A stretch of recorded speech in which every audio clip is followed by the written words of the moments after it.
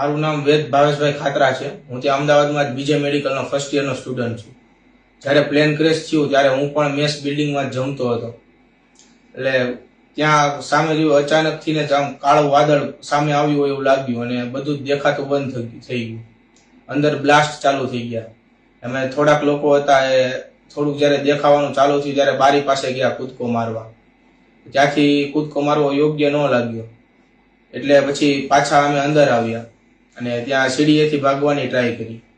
ત્યારે અમે 4-5 જણાએ જોયું કે ત્યાં ઘણા માણસો કચરાઈ ગયા છે અને ફસાઈ ગયા છે। એમની માથે પિલ્લોર પડી ગયા હતા અને વિમાનનો બધો લગેજ આવી ગયો।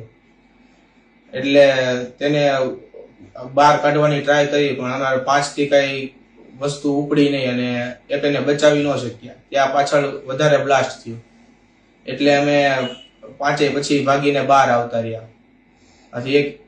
મારા એક મિત્ર યશ પાંડવે ત્યાંથી કૂદકો માર્યો, સીડી ન લીધી અને બાકીના અમે લોકો સીડીએથી ભાગ્યા।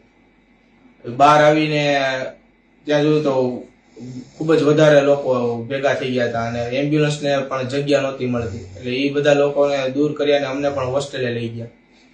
ત્યાં રેસ્ક્યુ કરીને બધાને ત્યાં હોસ્ટેલે લાવતા હતા અને ત્યાંથી જ પછી હોસ્પિટલે લઈ જતા હતા। ઘટના કેવી લાગી? તમે જે વસ્તુ હતી ઘટના કેવી ગંભીર જોવા મળી તમને?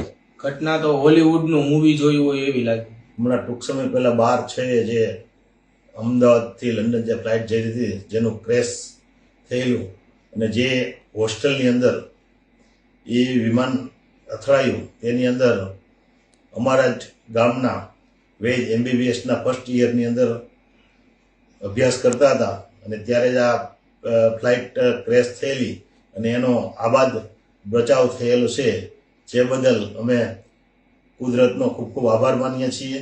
ગયા વર્ષે જ એને સામખિયાળી હાઈવે ઉપર અને જ્યારે ફરવા એના મમ્મી પપ્પા સાથે ફરવા ગયેલા ત્યારે તેમનો મમ્મી પપ્પા તેમજ એના ભાઈ અને એનો બ્રધર જે તે વખતે એક્સિડન્ટમાં એક્સપાયર થયેલા છે તેમાં ત્યારે એને કુદરતી રીતે બચાવ થયેલો છે ત્યારે પણ અમે કુદરતનો ખૂબ ખૂબ આભાર માનેલો છે તેમજ અમને એક દુઃખની લાગણી પણ થતી હતી। ત્યારબાદ આ અમદાવાદ લંડનવાળી ફ્લાઇટની અંદર ક્રેશ થયો તેમાં પણ એનો આબાદ બચાવ થયો છે જે બદલ અમે કુદરતનો ખૂબ ખૂબ આભાર માનીએ છીએ।